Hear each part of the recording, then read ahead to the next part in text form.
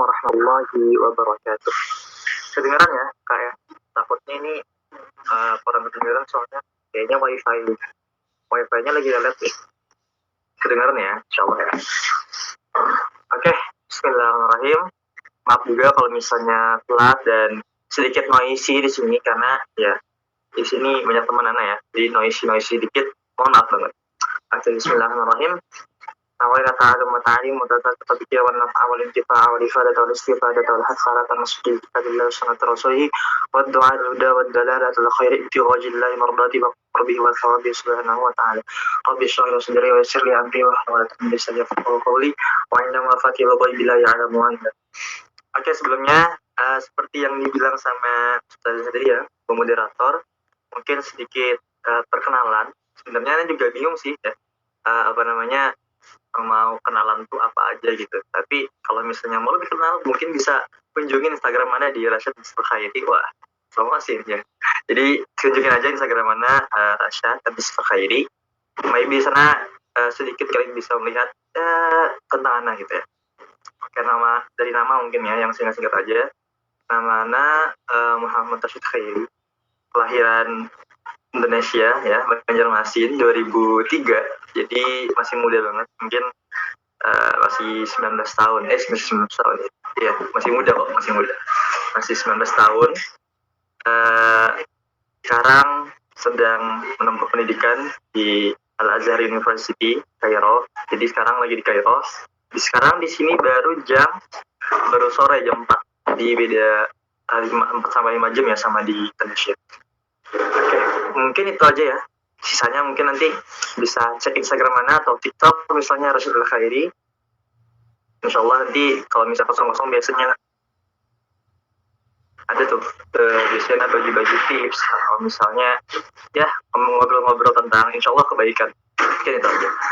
Oke, langsung aja. Mungkin udah lama ya, gak usah terlalu lama karena biasanya kalau lama-lama itu ketiduran dan bisa udah malam juga, dan kita intinya tuh singkat, padat, jelas woy. Sekarang temanya tips meraih impian besar dari Allah. Jadi kemarin tuh kan Nana biasanya kalau kajian itu gak pernah mikirin tema. Jadi Nana serahkan biasanya tema tuh ke komunitas biasanya kan. Serahkan temanya apa aja Nana, oke gitu. Jadi biasanya kalau dikasih tema ya udah segimana ngomongnya tentang tema itu. Jadi dan biasanya juga gak punya persiapan kalau misalnya ngisi itu jujur enggak yang nyiapin banget gitu. Jadi mengalir aja segimananya Allah ngasih. Nanti Allah tuh bakal ngasih sendiri gitu. Oh ini gitu ya. Jadi tips meraih impian besar dari Allah. Mungkin yang anak ngaparkan di sini adalah sedikit karena tips berarti tips itu menurut Ana yang udah real ya, yang udah nyata dan udah pernah dialami seseorang. Dan mungkin di sini Ana bakal membagikan tips yang udah Ana praktekkan dan itu kejadian gitu. Jadi alhamdulillah tips ini Ana praktekkan sendiri dan ini dari pengalaman based on my story gitu. Jadi akhirnya insyaallah tips-tips ini nyata, bukan cuman omongan belaka. Insyaallah kalau misalnya teman-teman mungkin mau ngikutin tips ini, insyaallah mimpi-mimpi teman-teman bakal kewujud insyaallah ya, insyaallah. Itu salah satu ikhtiar kita. Jadi langsung aja, gimana sih tips-tips meraih impian besar daripada Allah Subhanahu wa Ta'ala. Seperti biasa, ketika Anda mulai kajian itu sebisa mungkin diawali dengan ayat Quran, karena Al-Quran merupakan sumber tertinggi daripada hukum kehidupan kita sebagai seorang muslim. Allah berfirman dalam Al-Quran, wa idza sa'alaka 'ibadi 'anni fa inni qarib ujibu da'watad da'i idza da'ani falyastajibu li wal yu'minu bi la'allahum yarshudun. Nah, ini ayat yang sebenarnya pertama kali harus ditanamkan ketika kita menginginkan sesuatu. Kita mempunyai cita-cita, kita mempunyai mimpi-mimpi besar kita teman. Apa itu? Kita yakin kita mempunyai itu Tuhan kita Allah Subhanahu wa Ta'ala. Dan kita yakin Allah itu qarib, dekat sekali dengan kita. Allah itu aqrab min hablil warid. Bahkan Allah itu lebih dekat daripada urat nadi kita sendiri. Maka langkah pertama ketika kita ingin semua mimpi kita tercapai, meraih impian-impian kita, menjemput impian-impian kita, adalah beriman dan percaya kepada Allah Subhanahu wa Ta'ala. Dan percaya itu apa sih? Ya, definisi iman itu apa? Definisi iman itu adalah al-imanu ma waqara fil qalbi wa saddaqahu lisan. Jadi iman itu adalah apa yang terlintas di dalam hati dan itu saddaqahu lisan, dibenarkan oleh lisan.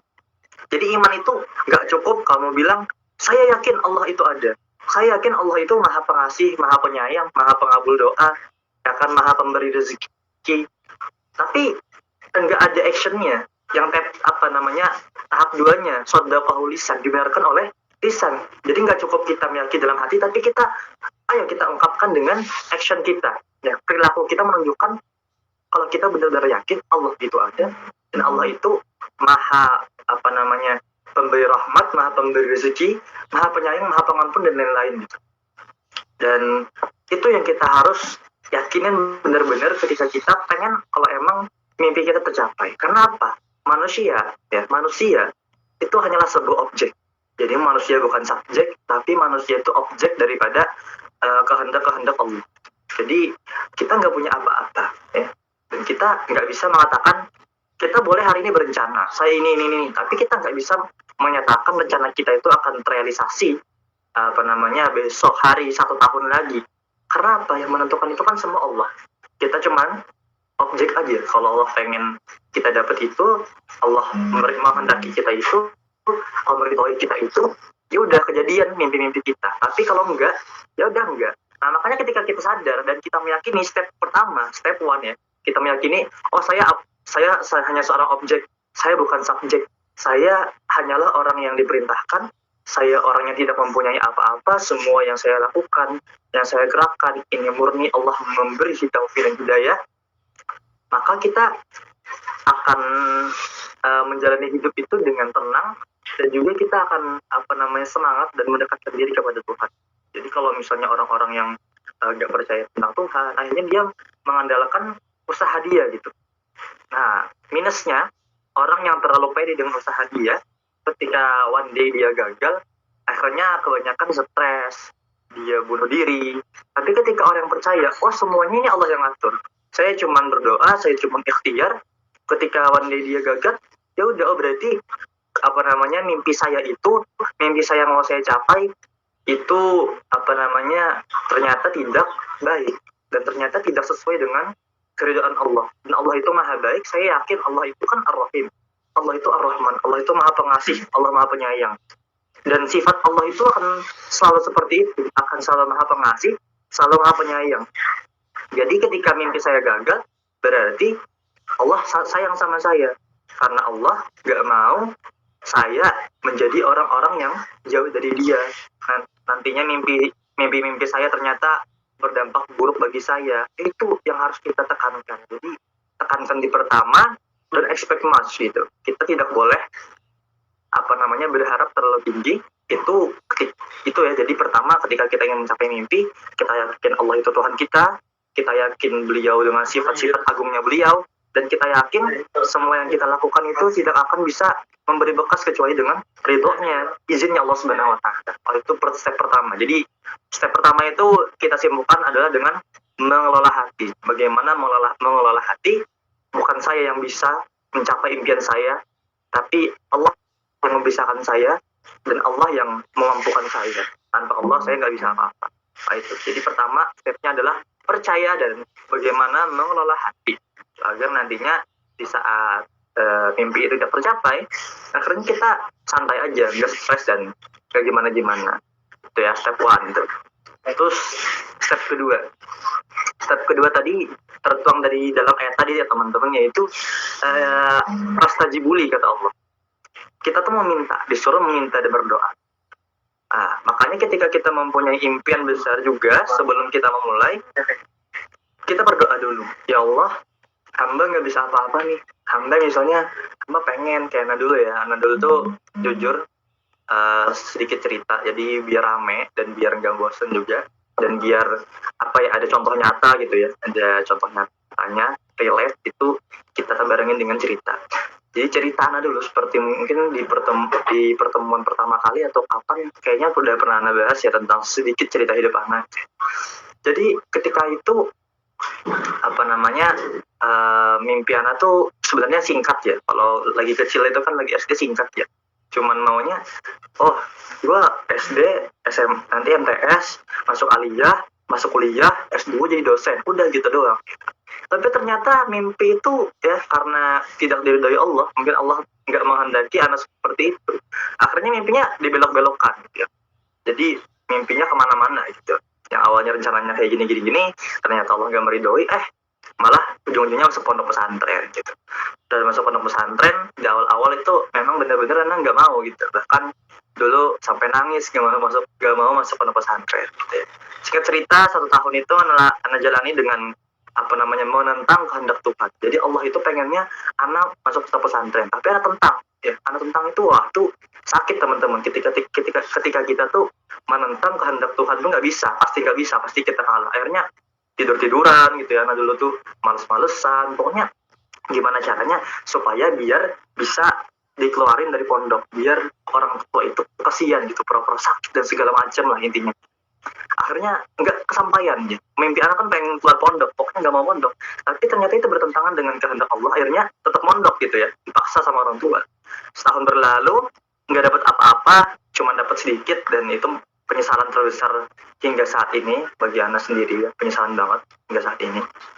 Akhirnya setelah itu semua masuk ke tahun kedua. Wah di situ Allah membukakan hidayah. Wah di sana Allah kayak ngasih hidayah sama anak. Kamu ini gini. Akhirnya hati itu mulai tergerak.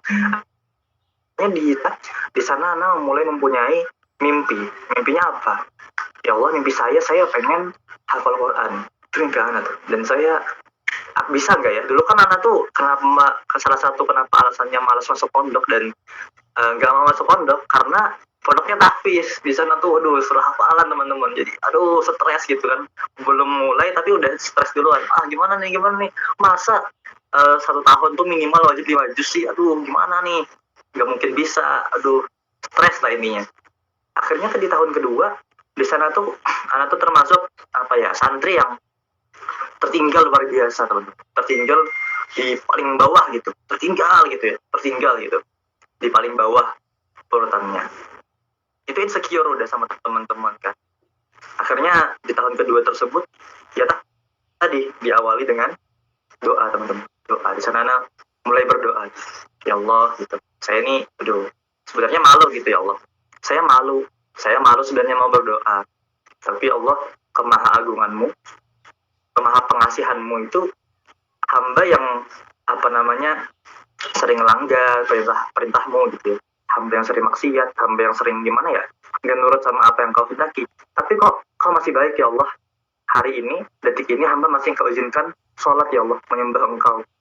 Kemudian masih kau izinkan membaca ayat-ayatmu.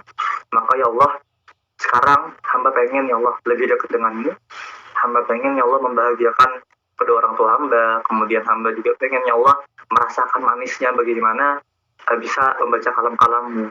Dan seperti itulah ya intinya. Akhirnya dimudahkan.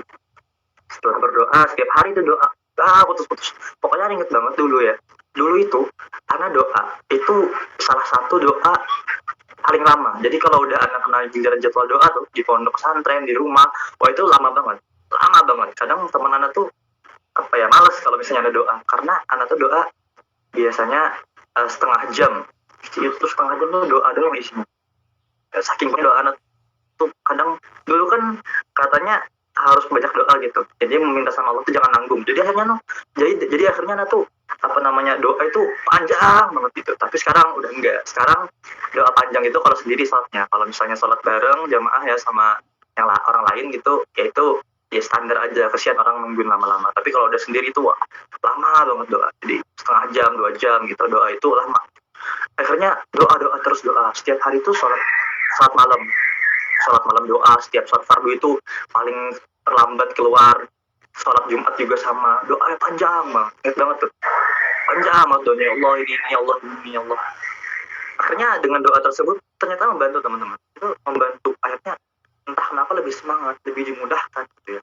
Kemudian kemudian ketika penjengukan Ana bilang sama orang tua, akhirnya Ma gitu Pak, sekarang udah mau bener-bener doain ya, doain nih insya Allah mau sekarang mulai berubah gini. Akhirnya orang tua senang banget juga. Nah yang doa ya, doa tadi juga bukan hanya di sini, maksud Anda bukan hanya doa kita, tapi kita juga meminta doa orang lain, terutama doa orang tua. Jadi kalau teman-teman step kedua, step pertama tadi iman dan mengelola hati, step kedua adalah doa. Doa ini selain doa pribadi, kalian juga wajib banget nih tipsnya meminta doa orang lain, terutama orang tua, apalagi ibu ya, karena doanya orang tua itu doa yang paling mustajab, apalagi doa ibu itu doa yang apa ya, doa ibu itu ya, itu lebih mustajab daripada doa para wali.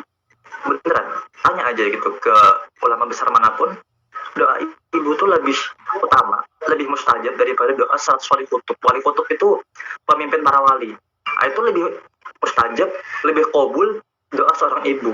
Karena doa ibu tuh ya, Masya Allah banget teman-teman. Apalagi ibunya misalnya seorang muslimah yang baik, ibunya seorang misalnya hafizah Quran, itu luar biasa teman-teman. Jadi selagi kita masih selagi teman-teman masih masih ada ibunya, itu jangan dilepas ya, minta doa terus, apapun itu minta doa. Akhirnya minta doa ke orang tua, selain orang tua juga ke semua orang ya teman-teman, ke teman, siapa lagi, keluarga, misalnya ke orang-orang yang kita nggak kenal pun, kalau ketemu misalnya doain anak ya. Makanya salah satu adat yang di Mesir nih teman-teman, salah satu kebiasaan bagus, kebiasaan baik yang ada di Mesir ini, itu ketika mereka ketemu orang, mereka tuh mendoakan orang gitu. Mereka mendoakan orang dan mereka itu meminta doa orang. Kenapa? Ketika kita mendoakan seseorang, itu malaikat mendoakan doa yang sama bagi kita. Itu teman-teman. Jadi kalau ketemu orang di Mesir ini, pasti walaupun nggak kenal tuh didoain gitu. Semoga Allah memberikan kamu kesuksesan, semoga Allah memberikan kamu ini. Karena ketika kita mendoakan orang, itu secara tidak langsung sebenarnya kita juga mendoakan diri kita sendiri. Dan malahan ketika kita mendoakan orang lain, itu malaikat langsung tuh yang mendoakan kita pribadi. Nah, itu jadi luar biasa kekuatan doa. Jadi doa tadi, doa sendiri, orang tua, orang-orang terdekat, kemudian semua orang yang mungkin teman-teman gak kenal, atau di sosmed, doainnya, itu memberikan impact yang luar biasa. Itu doa. Kemudian tips yang ketiga, gak panjang-panjang ya, terkelamaan soalnya. Yang ketiga itu adalah bagaimana mengatur niat. Oh ini penting juga nih. Ini salah satu pesan yang disampaikan oleh almarhumah Ibu Ana dulu.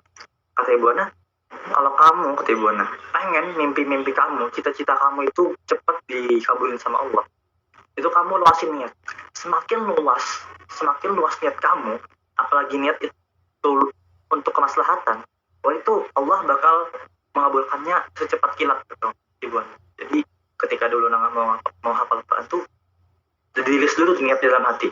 Saya menghafal Quran ya Allah, satu misalnya pengen supaya dekat dengan Engkau, nantinya bisa merasakan kenikmatan, kemanisan iman dari kalammu, bisa membahagiakan orang tua hamba, bisa nantinya memberikan mahkota kepada orang tua hamba, bisa nantinya seperti ini gitu ya. Jadi niatnya tuh luasin gitu.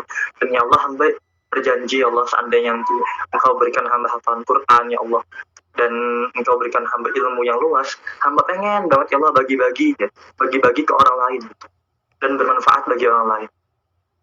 Makanya itu ya salah satu, hamba tuh senang banget ketika ada teman-teman misalnya yang ngundang, atau misalnya teman-teman yang lain tuh ya nanya-nanya ke Ana tentang ilmu, tuh senang banget. Kalau misalnya Ana bisa jawab, bisa bantu, tuh pasti dibantu. Kenapa? Karena itu janji Ana sendiri. Janji dulu ketika pengen, ya Allah saya pengen pintar, saya pengen cerdas, saya pengen menghafal Quran. Salah satunya juga ya Allah, saya pengen ke Al-Azhar, saya pengen kuliah ke Mesir. Kenapa? Karena ya Allah, Mesir itu negeri para ambiyamu. Di sana banyak sekali keilmuan ya Allah. Saya pengen merasakan kenikmatan, kemanisannya ilmu di sana. Dan ya Allah saya janji ya Allah, kalau saya nanti udah mendapatkan ilmu yang banyak dari Engkau ya Allah, hamba itu akan membagi kepada umat-umat Rasulullah. Jadi salah satu cara kita menyenangkan Rasulullah adalah membuat umatnya itu sadar dan cerdas, semakin pintar dalam urusan agama. Ketika seorang hamba ya itu dia mempunyai pengetahuan agama yang baik, akhirnya apa? Populasi surganya Allah itu makin bertambah. Populasi penduduk surga-surga itu makin bertambah. Dan Rasulullah itu, ya, Rasulullah itu apa sih impian terbesarnya Rasulullah? Apa sih kira-kira cara apa namanya membahagiakan Rasulullah yang paling terbesar dan paling bikin bahagia Rasulullah deh. Jadi cara untuk membahagiakan Rasulullah, cara yang benar-benar apa namanya efektif dan besar, itu kata guru Ana adalah ketika kita, kata guru Ana ya, mengajarkan umat Rasulullah tentang agama dan kita merangkul mereka menuju jalan-jalan kebaikan. Kenapa? Karena Rasul itu impian beliau adalah seluruh umat beliau masuk surga, dan beliau tuh nggak rela banget kalau misalnya ada sedikit pun umat beliau yang masuk neraka. Itu Rasulullah sampai kan dikatakan, ya kalau kita bahas panjang lagi ya, bagaimana sikapnya beliau itu nanti dia yaumul qiyamah, beliau datang ke hadapan Allah, beliau sujud, dia pengen bangun sampai apa namanya Allah itu mengabulkan, yaitu memberikan syafaat kepada umat beliau. Itu luar biasa banget teman. Jadi niat kita juga cantumkan itu.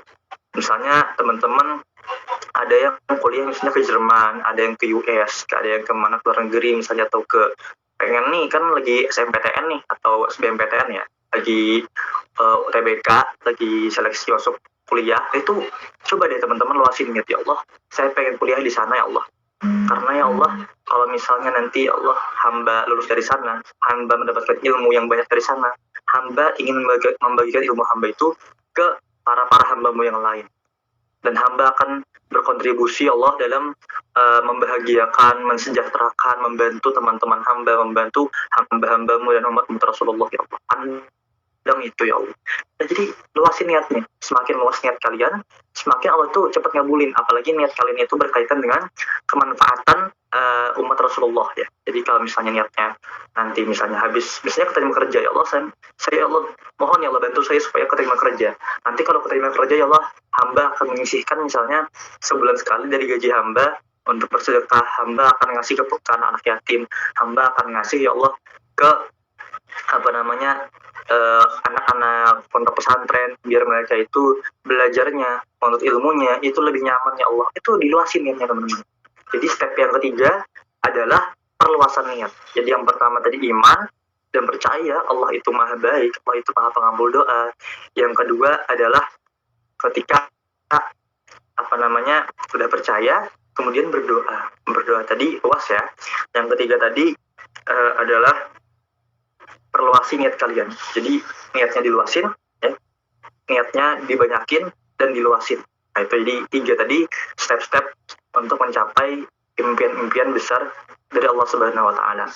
Yang keempat, ini juga yang paling penting. Kalau yang tadi itu mungkin masih prepare-nya. Yang keempat, yang paling penting eksekusinya adalah apa? Innal ladzina qalu rabbunallahu tsumma istaqamu tatanazzalu 'alaihimul malaikatu alla takhafu wa la tahzanu wa abshiru bil jannati allati kuntum tu'adun.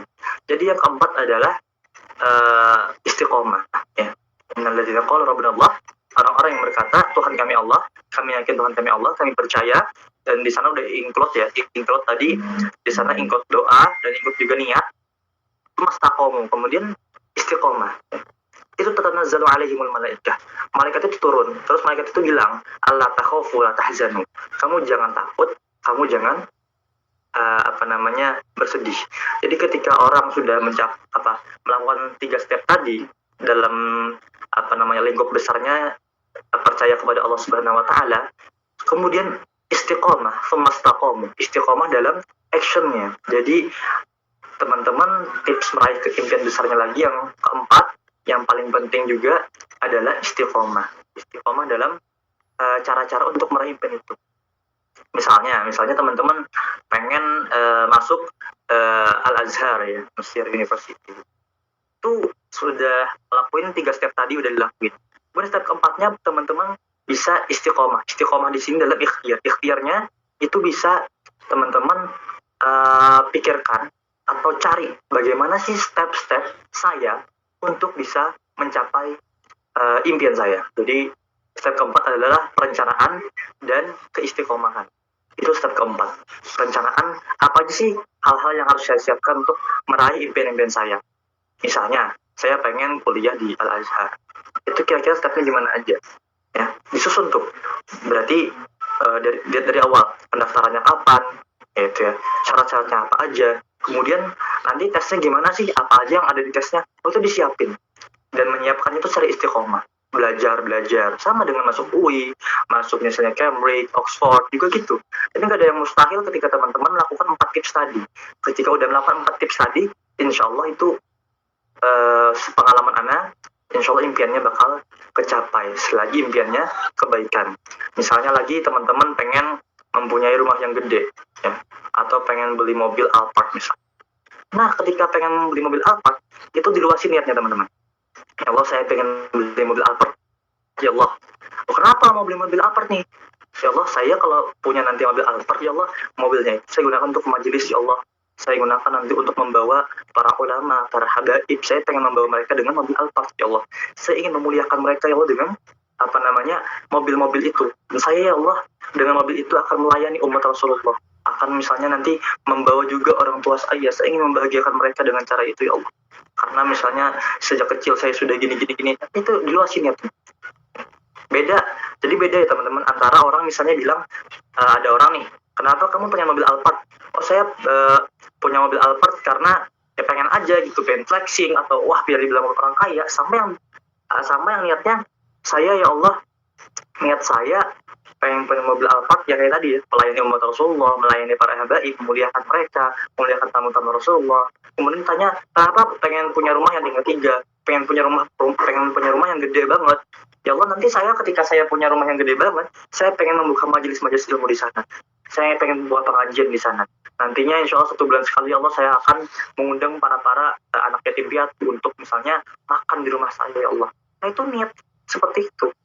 Akhirnya membantu proses teman-teman lebih cepat mencapai prosesnya. Ada aja yang Allah bantu, ya ada aja. Jadi kenapa step niat, step percaya kepada Allah itu yang pertama? Karena kalau teman-teman step yang pertamanya ikhtiar dulu, baru percaya, wah itu biasanya sulit tercapai. Kenapa? Karena nanti kalah sama logika, kalah sama perencanaan teman-teman. Kalau misalnya di awal teman-teman pakai hitung-hitungan. Kalau saya punya rumah tingkat 3, berarti saya harus kerja dalam sehari itu 24 jam misalnya. Dengan gaji misalnya 20 juta. Berarti kebutuhan material, pertukangan, tanah, dan lain-lain itu sekitar mungkin 20 M. 20 M itu kayaknya 20 tahun dia baru kecapai. Itu salah. Tapi di awal itu ya percaya dulu, niat dulu, doa dulu, nanti baru usaha. Ketika diawalin dengan hal-hal seperti tadi, insya Allah nanti teman-teman gak akan terlalu memikirkan tentang perencanaan dana, perencanaan gimana-gimananya. Ada aja jalannya tuh ada, Allah bantu. Itu jangan takut banget, apalagi buat nuntut ilmu teman-teman. Jadi banyak tuh yang bilang, saya mau Al-Azhar Ustaz, tapi saya dana nggak ada, saya pengen kuliah ke luar negeri tapi saya nggak punya uang.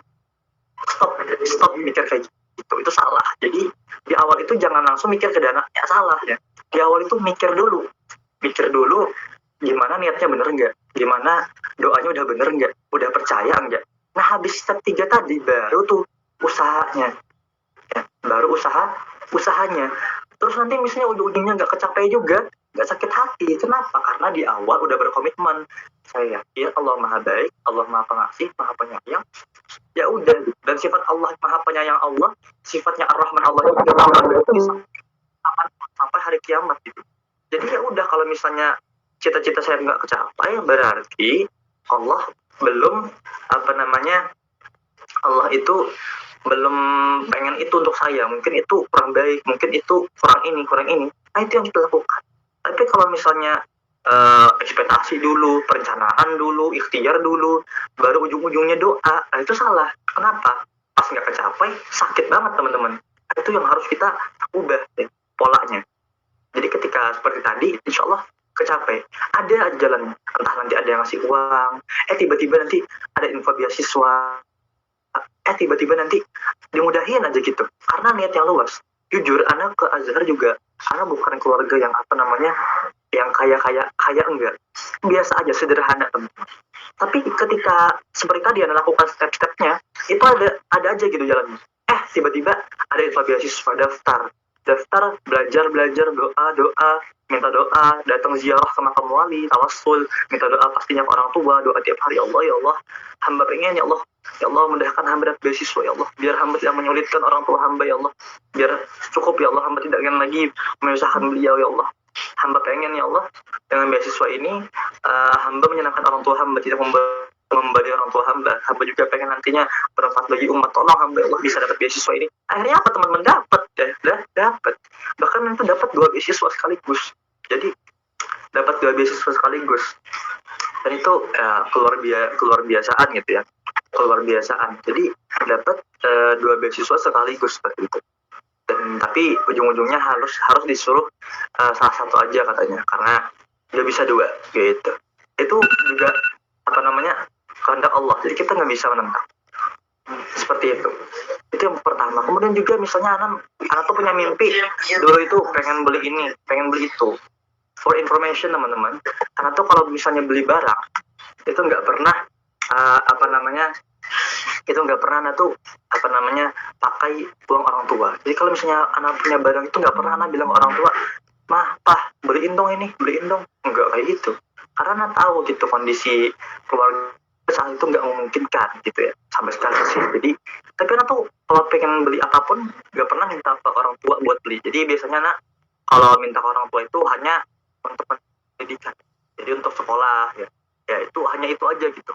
Tapi kalau misalnya kebutuhan pribadi kayak beli baju, beli celana, beli gadget, beli pet, beli laptop, beli gamis segala macam itu anak nggak pernah minta ke orang tua. Jadi stepnya sama kayak tadi anak lakukan, adalah berdoa, niat luasin, ya Allah saya pengen beli gamis yang bagus ya Allah, yang mahal.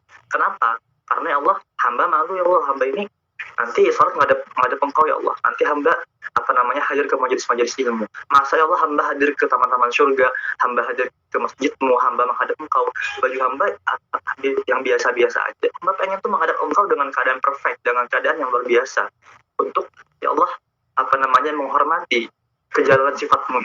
Tuh niatnya luasin seperti itu.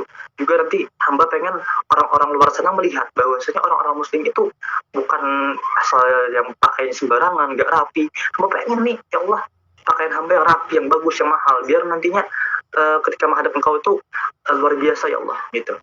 Seperti itu diluasin ya. Akhirnya ada di jalan ya, ada yang ngasih uang, ntar tiba-tiba ada ini ada itu, ada yang ngasih misalnya. Oh itu sesuatu nggak terduga teman-teman ya. Jadi beli semuanya itu nggak pernah minta orang tua, kecuali dalam masalah dana pendidikan seperti itu. Beli apa lagi misalnya, dulu pengen banget beli makanan yang mahal, pengen banget ya Allah ngerasain makan yang mahal deh ya. Tapi anak tuh jujur orangnya nggak terlalu nggak terlalu mau ngabisin duit cuma buat makanan. Tapi akhirnya endingnya tuh ada momen dimana ditraktirin, ternyata udah terakhir itu makanan termahal yang dimakan, nggak mahal banget sih, tapi itu menurut anak udah mahal ya. Itu waktu itu makan steak kalau nggak salah harganya 750.000 makan steak. Itu dibayarin. Itu akhirnya merasakan gitu, doa-doa nanti ya Allah pengen makan yang kayak gini dong, lihat di TikTok kan ada makanan yang mahal-mahal gitu, pengen dong kayak gini. Akhirnya kenapa pengen makan kayak gitu karena ya Allah hamba tuh pengen merasakan gitu bagaimana rasanya makan seperti itu. Apakah kenikmatannya itu sebanding dengan kenikmatan misalnya ketika hamba beribadah kepadamu, kenikmatan ketika hamba berkumpul dengan keluarga, mendapatkan kenikmatan teman-teman yang baik.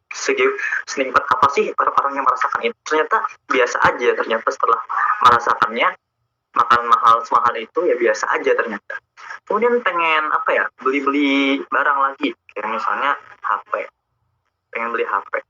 Akhirnya mikir, gimana ya uangnya nggak ada ya, HP kan mahal, terus uangnya nggak ada. Tapi kenapa pengen beli HP? Niat dulu teman-teman. Dengan HP insya Allah nanti pengen dipakai buat berdakwah, dengan HP nanti dipakai buat silaturahmi, dengan HP nanti membuat postingan-postingan yang insya Allah kebaikan, dengan HP nanti pengen menyambung silaturahmi dengan guru-guru, ini gitu niatnya. Dengan HP nanti insya Allah sampai anak tuh main game, download game itu juga ada niatnya. Jadi kenapa main game? Karena supaya menghindari maksiat ya. Jadi kadang kata Gus Baha, seseorang itu dia bisa melakukan kemaksiatan ketika dia tidak menemukan sesuatu yang asyik dan ramai dari agama, yang dibolehkan agama. Maka ketika main game itu boleh selagi tidak melanggar kita, ya udah main game gitu. Niatnya apa? Biar saya tidak melakukan maksiat. Itu kan berpahala akhirnya diniatkan. Tapi ya harus sesuai dengan waktu juga ya teman-teman, harus sesuai dengan waktu. Kalau sholat ya sholat. Kalau misalnya kita juga butuh, nggak bisa dipungkiri, healing rohatun nafas ya, istirahat seperti itu. Dan ternyata itu membantu untuk mengurangi maksiat. Seandainya misalnya nggak main game, kemungkinan bosan gabut, jalan ke tempat maksiat, gibah-gibahin teman. Itu kan lebih baik main game, karena main game mubah ya, dengan niat yang baik bisa menjadi pahala. Seperti itu harus ada niat-niat dalam pekerjaan sehari-hari seperti itu. Akhirnya bisa beli HP dengan 100% tuh uang sendiri, alhamdulillah. Gimana caranya, Ustaz? Itu kita di step-step seperti yang Anda bilang tadi. Hanya dipikirin bagaimana step-step, misalnya beli HP, kumpulin duit dulu, nabung dulu. Ternyata di tengah jalan karena niat yang baik, doa yang baik, akhirnya ada yang ngasih ini, ada aja rezekinya gitu ya. Akhirnya ada gitu. Dan ternyata bisa beli HP, teman-teman. Jadi enak punya HP 2. Ini bukan flexing, tapi ini bukti. Jadi kan kalau misalnya seseorang itu kalau kita ngasih tips-tips doang, pasti nanti dikatain tuh, Allah itu cuma ngomong doang. Enggak, ini beneran. Jadi ada buktinya nih, beli tab, beli pad juga, beli laptop sendiri, itu uang sendiri gitu. Jadi ya udah, punya beli ini beli itu tuh uang sendiri. Akhirnya itu bukti ya. Jadi dan anak sekarang kuliah di Al-Azhar, alhamdulillah beberapa tahun lalu dengan saya hafal Quran 30 juz, dan itu semua diraih dengan tips-tips tadi, teman-teman. Dan kedepannya lagi masih banyak mimpi-mimpi besar Ana, dan insya Allah akan tetap melakukan step-step hal-hal yang sama, yaitu dengan 4 langkah tadi. Yang pertama, iman, percaya Allah baik, semua keputusan Allah itu baik, nggak ada yang buruk. Kedua, dengan doa, meluaskan doa seluas-luasnya. Yang ketiga, dengan niat yang baik dan meluaskan niat seluas-luasnya. Yang keempat adalah ikhtiar dan istiqomah. Istiqomah di sini misalnya kayak tadi ya, kita tahu step-stepnya untuk mencapai impian kita. Misalnya pengen punya usaha minimarket. Step-stepnya apa aja sih yang perlu siapkan untuk mencapai punya minimarket? Oh, ternyata harus survei riset pasar dulu. Oh, ternyata harus misalnya izin tanah dulu. Itu dilakukan dengan step by step. Oh, nabung dulu yang pertama ya, nabung. Akhirnya mulai dicicil tanah, step-stepnya. Tapi istiqomah, jangan langsung mau tiba-tiba jadi, akhirnya utang ke bank 1 miliar dengan bunga yang banyak, bikin minimarket jadi. Enggak, tapi istiqomah dengan hal-hal kecil. Istiqomah kan nanti misalnya cari investor dulu, pelan-pelan cari riset pasar dulu, gimana tanahnya segala macam, sampai ujung-ujungnya kecapai. Nah, seperti itu. Jadi mungkin itu aja, gak usah berlama-lama. Mungkin habis ini bisa diperluas dengan sesi tanya jawab. Mohon maaf kalau misalnya Ana ngomongnya kurang semangat ya, atau misalnya kayak gimana gitu, karena memang sebenarnya kurang fit. Tadi itu baru bangun tidur karena udah 3 harian lebih, udah 3 harian sampai ke belakang itu malam selalu tidur jam 1:30, jam 1, karena susah tidur, karena ada beberapa hal yang harus diurus, dan ada beberapa hal yang dipikirkan, dan ujung-ujungnya nggak sehat gitu ya. Udah 3 hari ke belakang ini malam itu tidur selalu jam 1:30, jam 1:30, akhirnya kurang sehat dan kurang fit. Makanya dari tadi mohon maaf banget ya buat admin, buat founder, dan buat teman-teman semua yang hadir. Kalau misalnya suaranya misalnya kurang semangat, tadinya ngomongnya dari tadi kayak ngomong orang-orang males, pelan-pelan, maaf bang, ini bukan hal yang Anda sengaja, tapi memang karena kondisi kurang fit, dan ya seperti itulah. Karena tadi ya beberapa faktor, salah satunya bergadang, salah satunya lagi nanti makanan dan segala macam yang membuat badan anak kurang sehat dan kurang fit. Jadi tapi tadi ya, anak tuh paling nggak bisa kalau misalnya diminta tolong memakai ngisi kajian, atau misalnya ada teman yang pengen belajar, atau misalnya ada yang nanya tentang ilmu, itu pasti anak usahakan sebisa mungkin itu anak bantu, anak jawab. Kenapa? Karena tadi itu janji anak ke Allah ya, harus menyenangkan umatnya Rasulullah, membantu umatnya Rasulullah sebisa mungkin, menjadi manusia paling bermanfaat, khairun nas anfa'uhum linnas, yang paling bermanfaat gitu. Karena anak mampunya dalam hal ilmu, jadi anak sebisa mungkin membantu dengan keilmuan itu. Jadi itu aja ya teman-teman. Habis ini silahkan ke moderator lagi, sekali lagi minta maaf banget buat teman-teman karena tadi ya mungkin penyampaiannya kurang baik, penyampaiannya kurang semangat, penyampaiannya mempunyai kesalahan-kesalahan dan segala macam itu karena satu emang gak nyiapin materi apa-apa, karena sambil jalan aja materinya, karena bener-bener kecapean, bener-bener kurang fit lagi, jadi nggak sempat buka-buka kitab, buka-buka apa-apa gitu ya teman-teman. Jadi mohon maaf banget kalau misalnya ada kekurangan dan dalam penyampaian, dalam materinya, karena itu tadi ya maaf banget tuh orangnya gak enak, jadi minta maaf banget ya sama teman-teman karena orangnya gak enak, jadi selalu minta maaf karena takutnya nanti teman-teman ini kenapa Ustadz nggak jelas ini, itu minta maaf banget teman-teman ya karena kurang jelasnya materi ataupun penyampaian Anda. Mungkin itu aja, selebihnya nanti dilanjutkan lagi insyaallah. Minta maaf banget sedalam-dalamnya, sekali lagi itu aja. Assalamualaikum warahmatullahi wabarakatuh. Waalaikumsalam warahmatullahi wabarakatuh. Waalaikumsalam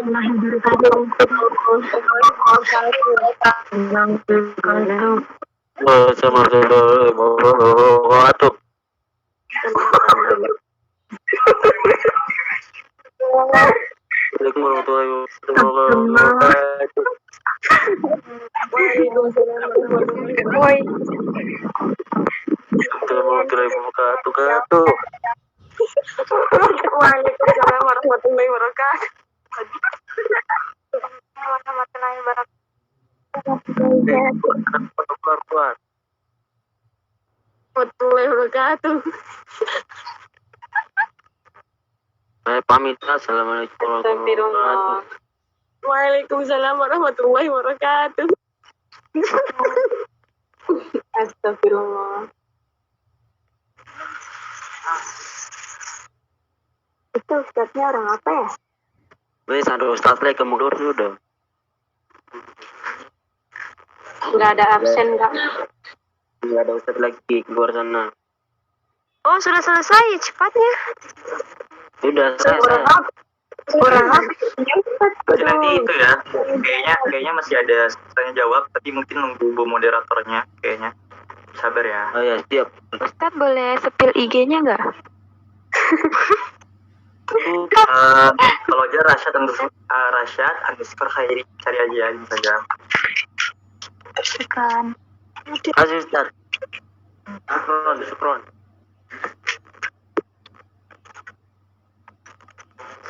Makasih ya gue. Syukron. Ada gak maju teh. Kayak dia apa ya?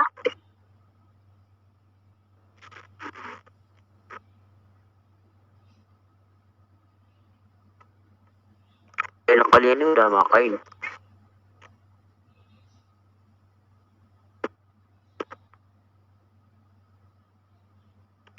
Bukan Ustadz orang apa ya? Apa yang buku chat ini? Banjarmasin. Mungkin enggak kamu messenger lah. Pribadi saja.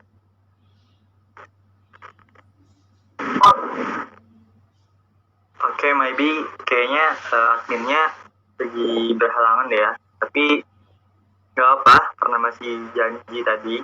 Jadi ya silahkan teman-teman kalau misalnya ada yang mau nanya. Mungkin dua pertanyaan atau 2 atau 3 ya, karena di sini udah masuk waktu asar. Insyaallah di sini mau start asar dulu. Ya. Boleh nanya nggak? Siap. Syukron. Satu-satu. Assalamualaikum warahmatullahi wabarakatuh. Sebelumnya, Waalaikumsalam. Tadi malam kan Ana mimpi gitu ya. Ana mimpi ke rumah Allah gitu. Mimpi Ka'bah gitu ya. Sebelum Ana mimpi itu, Ana mengamalkan sholat dulu. Apakah itu termasuk kita bisa ke Mekah atau bagaimana? Syukron. Mimpi terus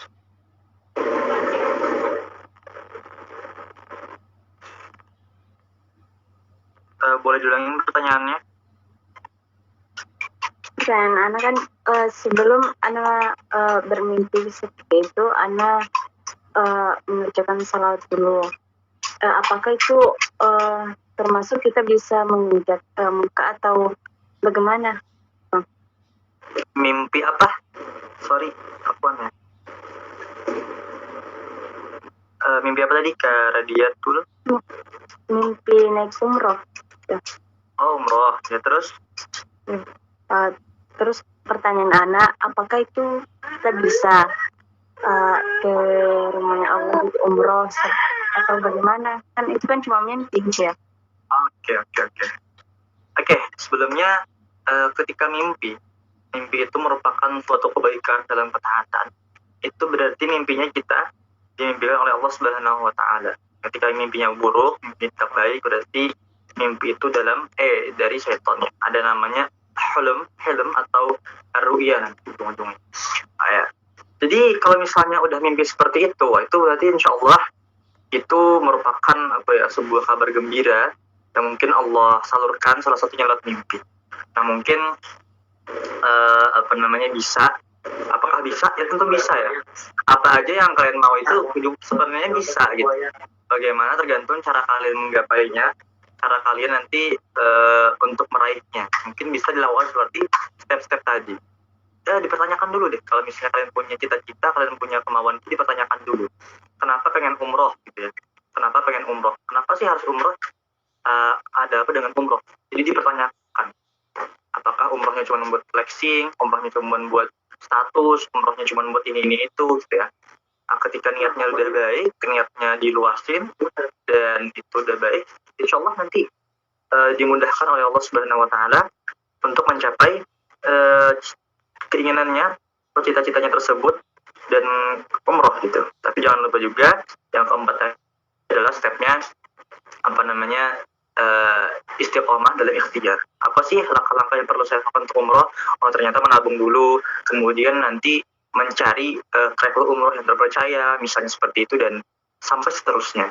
Jadi seperti itu mungkin cara-cara untuk bisa umroh seperti itu. Jadi sama aja setiap impian apapun itu yang pengen kalian lakukan, selagi impian itu baik dan didasari dengan niat yang baik, dan insya Allah coba deh lakukan dan silahkan lakukan tips-tips yang udah Naspil tadi. Insya Allah itu membantu teman-teman untuk mencapai mimpi-mimpi gitu ya. Mungkin itu aja, kurang lebih ya seperti itu.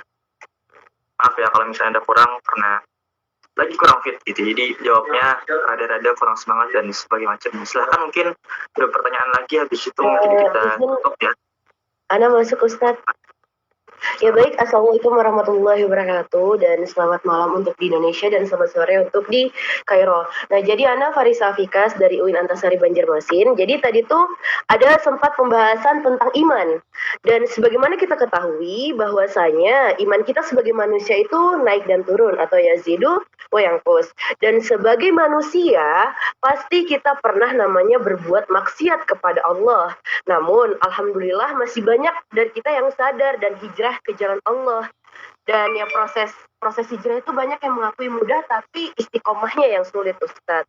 Nah lantas Ustadz, bagaimana jika ada yang berhasil atau mengaku hijrah namun masih menormalisasikan perbuatan maksiat yang merajalela di zaman sekarang, baik secara langsung ataupun lewat sosial media? Syukran barakallahu. Oke, bagaimana pertanyaannya tadi ya? Orang yang mengaku hijrah tapi dia masih menormalisasikan sebuah maksiat. Contohnya apa? Pacaran gitu ya? Langsung sebut aja. Pacaran misalnya. Ya kan? Oke, sebelumnya Masya Allah ya Kak Farisa ternyata dari UIN Banjarmasin. Wah, ternyata satu daerah nih sama Ana nih. Oke. Sebelumnya sebelum ke Kairo Ana sering ke UIN BTW Kak Farisa ya. Dan dulu juga Ana udah sempat masuk ke prodi ekonomi syariah di UIN, tapi qadarullah gak jadi. Qadarullah rezekinya di Azhar. Dan kalau Kak Farisa kenal ada Pak Budi Rahmat Hakim, tahu nggak? Iya, tahu. Oh itu paman Ana ya, salah satu paman Ana. Dia dekan satu wakil dekan Wadek 1 Fakultas Syariah. Iya. Jadi dan sebelum Ana juga punya banyak banget teman-teman di UIN Antasari. Wah, kangen banget nih sama Banjarmasin, insyaallah ya. Jadi kaget ternyata ada yang dari Banjarmasin. Biasanya soalnya kalau ngisi kajian online atau ngajar itu nggak pernah ada yang dari Kalimantan atau Banjarmasin. Oh, oke siap Ustaz. Oke, jadi masalahnya tadi ya, orang ini ngaku hijrah, tapi ternyata dia masih menormalisasikan sebuah kegiatan yang itu kemaksiatan gitu. Nah berarti kalau misalnya seperti itu, kita udah bisa menilai ternyata dia belum hijrah secara sempurna gitu. Jadi misalnya teman-teman, kita nggak bisa terlepas daripada maksiat. Minimal ketika misalnya kita melakukan maksiat, itu diakuin maksiatnya, ya, diakuin. Jadi jangan sampai mencari dalih pembenaran atas maksiat tersebut. Misalnya contoh tentang misalnya riba atau pacaran atau apapun ya, kita melakukannya gitu. Ya udah, kita akuin kita salah dan cepet-cepet bertaubat gitu. Kan syarat bertaubat itu apa? Syarat bertaubat adalah menyesal, an-nadim, menyesali perbuatan kita dan tidak pengen mengulanginya lagi gitu. Menyesal. Tapi kalau misalnya orang itu dia merasa gak menyesal, merasa melakukan hal-hal yang benar, akhirnya dia tidak akan pernah bisa bertaubat. Benar, al-iman wa yazidu wa yanqus. Ya, yazidu bil ta'ah wa yanqusu bil ma'asi. Tapi sebenarnya itu juga bukan salah ya di kalangan para ulama. Jadi ada yang mengatakan iman itu naik turun, ada yang mengatakan iman itu enggak, iman itu tetap aja, dia gitu-gitu aja. Beda hal dan beda lagi membahasnya tentang ketaatan dan kemaksiatan, itu beda lagi. Tapi yang masyhur di kalangan kita iman itu naik turun, dan benar. Iman itu kadang bisa naik, kadang bisa turun. Dan bagaimana cara mengelola iman itu agar bisa naik terus, itu salah satunya nanti kita bisa memperhatikan dari segi satu circle atau bi'ah, yang paling penting circle atau bi'ah. Kemudian niatnya nanti, niat kita melakukan ibadah apa, contohnya ketika misalnya niatnya mohon maaf, misalnya niatnya bersyadar atau niatnya misalnya berjilbab gitu ya. Kemudian ketika orang ini memilih bercadar, ketika niatnya baik, niatnya memang khalisun lillah, ikhlas karena Allah, dia nggak akan memperdulikan ketika ada orang yang mencela dia. Oh ini ngapain nih bercadar ya Allah, kelakuan lu kan kayak gini-gini, lu kan masih gini-gini, ngapain bercadar lu gitu. Nah ketika niatnya baik, niatnya memang khalisun lillah, udah lurus karena Allah, dia nggak akan memperdulikan itu dan tetap melakukan kebaikan-kebaikan tersebut dan istiqomah gitu. Tapi ketika niatnya udah salah duluan, ini salah satu mungkin menjawab pertanyaan tadi ya, banyak orang yang hijrah tapi sulit istiqomah. Itu salah satunya mungkin kenapa dia sulit istiqomah, karena niatnya belum benar. Niatnya belum benar. Contoh niatnya tadi ya seperti tadi, misalnya ada orang bercadar contohnya, ketika niatnya bukan, dia bilang oh saya bercadar ini lillahi ta'ala, saya niatnya karena Allah, tapi prakteknya ketika dia dihina orang ngapain bercadar sih, lu kan belum baik, lu kan kelakuan lu gini, dia dihina, dihujat, akhirnya dia memilih untuk melepas cadarnya, maka ini niatnya bermasalah. Nah, jadi salah satu untuk menjaga keistiqomahan dalam kebaikan ibadah adalah memanajemen niatnya apa gitu. Saya pengen ngafal Quran, akhirnya dia ngujat, lu ngapain ngafal Quran, lu kan sering maksiat, lu kan sering gini, lu kan sering masih buka aurat, ngapain ngafal Quran, gak pantas lu. Akhirnya ketika dihujat seperti itu, oh iya gue gak pantas ngafal Quran, oh iya ya udah gak jadi. Itu kan berarti niatnya salah. Tapi ketika niatnya, kenapa saya misalnya mau berpakaian yang syar'i? Karena ini diperintah Allah Subhanahu wa Ta'ala. Saya pengen menyempurnakan itu. Saya pengen membahagiakan Rasulullah. Saya nggak pengen Rasulullah malu. Saya nggak pengen Sayyidah Fatimah, Sayyidah Khadijah, perempuan-perempuan yang hebat dalam Islam itu malu karena saya. Dan niat-niat yang baik lainnya itu dalam hal-hal kebaikan. Ketika itu dijaga dan niatnya benar, ya udah, dia nggak akan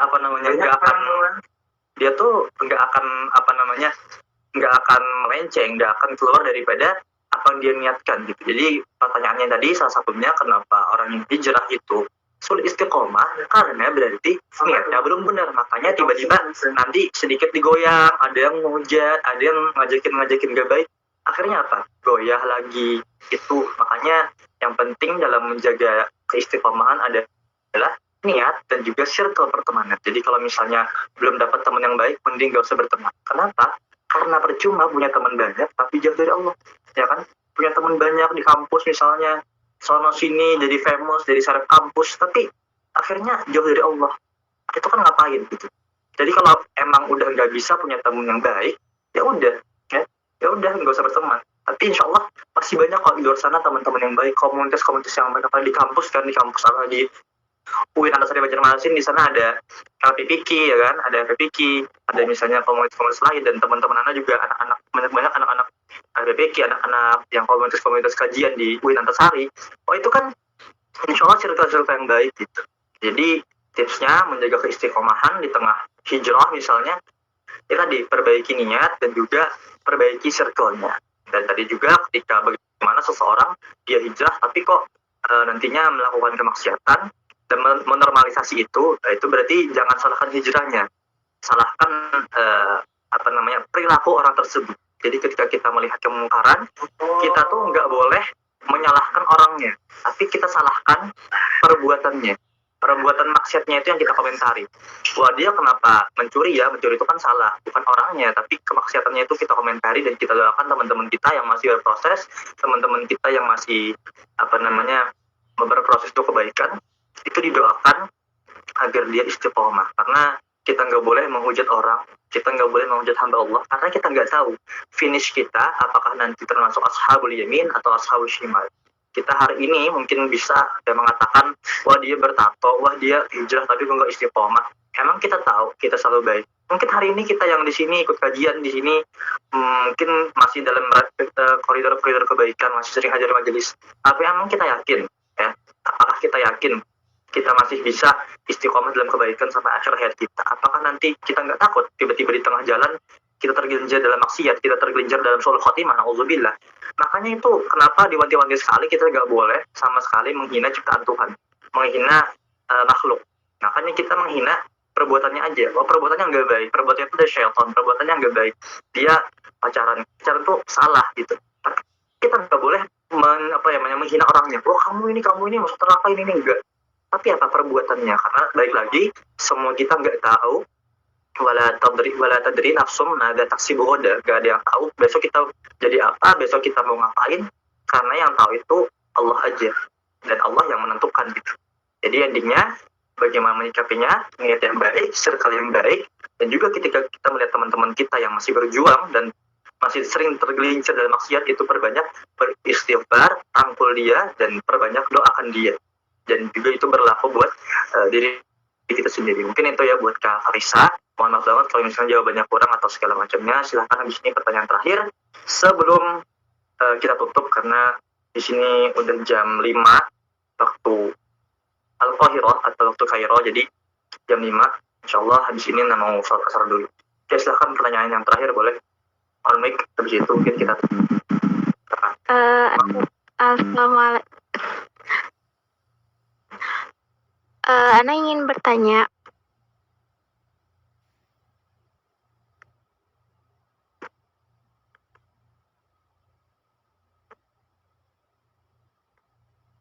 silahkan. Assalamualaikum warahmatullahi wabarakatuh. Ustadz, Ana ingin izin bertanya, bolehkah kita berekspektasi tinggi dengan harapan kita sendiri? Syukron.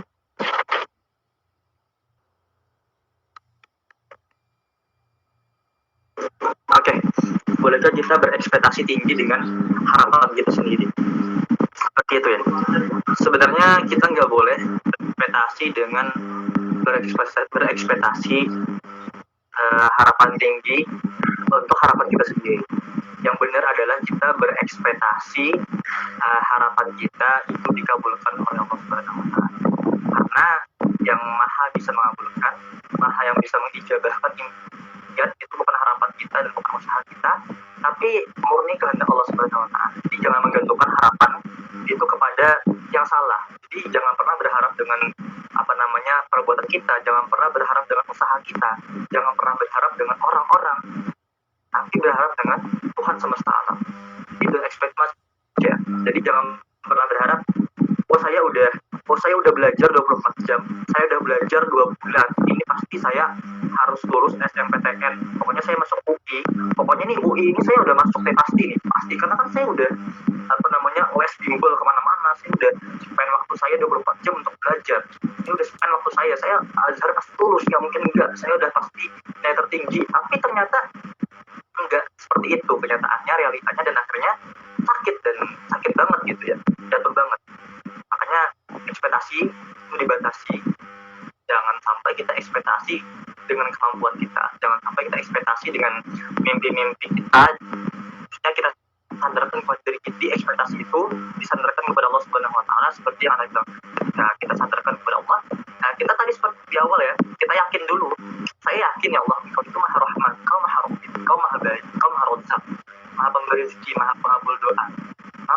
saya titipkan impian saya pada Engkau. Ini berharap sekali Allah bertawassul, namanya tawassul dengan amal lihat dengan perbuatan-perbuatan yang baik. Ya Allah, saya bertawassul, ini saya udah belajar ya Allah, saya ikhtiar seperti yang Kau perintahkan ya Allah,